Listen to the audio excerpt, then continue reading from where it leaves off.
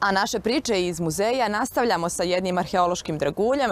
Riječ je o staklenoj čaši nađenoj na nekropoli Stećaka u selu Veličani u Popovom polju. Ova nekropola je na listi nacionalnih spomenika kulture Bosne i Hercegovine, a priča o čaši staroj 7 vijekova vodi nas i do drugih zanimljivosti iz dijela istorije ovog kraja. Nekropola u Veličanima broji 16 stećaka oko crkve Svetog Arhanđela Mihajla. Prilikom istraživanja 1963. godine arheolozima su posebno bila zanimljiva ova dva stećka. Ovaj, kako i natpis na njemu govori, je grob monahinje Polihranije, za koju se smatralo da je jedna od začetnica ženskog monaštva u istočnoj Hercegovini.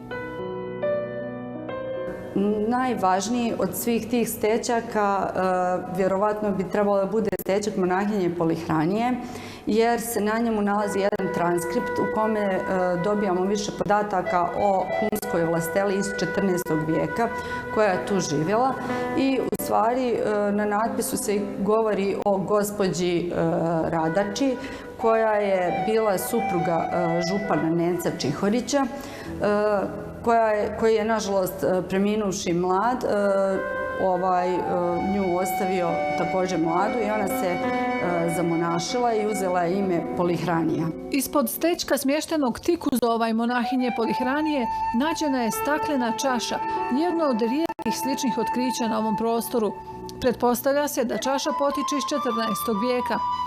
Visoka je 8 cm, ukrašena sa 16 staklenih kapljica i bordurom na dnu. U javnosti se smatralo da je riječ o Polihranijinoj čaši, međutim, nađena je ispod drugog stećka. Čaša je pronađena ispod stećka koji se nalazi pored, koji je skoro u potpunosti isto urađen, dakle, vjerovatno je isti klesarski majstor kao i majstor stećka monahinje Polihranije. Tako da možemo zaključiti da su oni iz istog perioda, a to je period 14. vijeka. Čaša je pronađena sa desne strane, pored glave pokojnika i u tom grobu je pronađen još jedan dubrovački novčić koji se datuje od polovine 14. do polovine 15. vijeka, što nam je također pomoglo da datujemo i ovu čašu.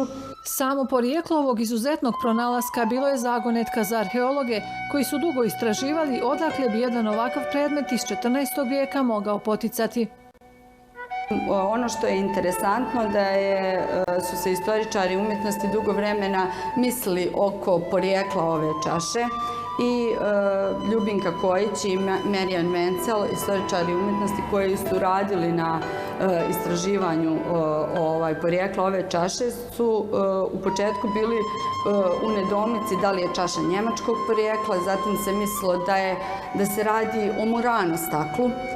Međutim, ne, najstarija čaša Murano stakla je iz 16. vijeka, dok za ovu čašu sigurno znamo da je iz 14. vijeka i došlo se do zaključka da ona jeste uvezena iz Italije, ali iz Apulije, naravno preko Dubrovnika, Jadranskog mora i radi se o starovizantijskom staklu.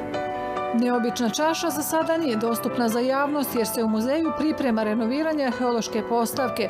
Kada sve bude završeno, ovaj jedinstveni predmet star 700 godina zauzeće počasno mjesto u zbirci.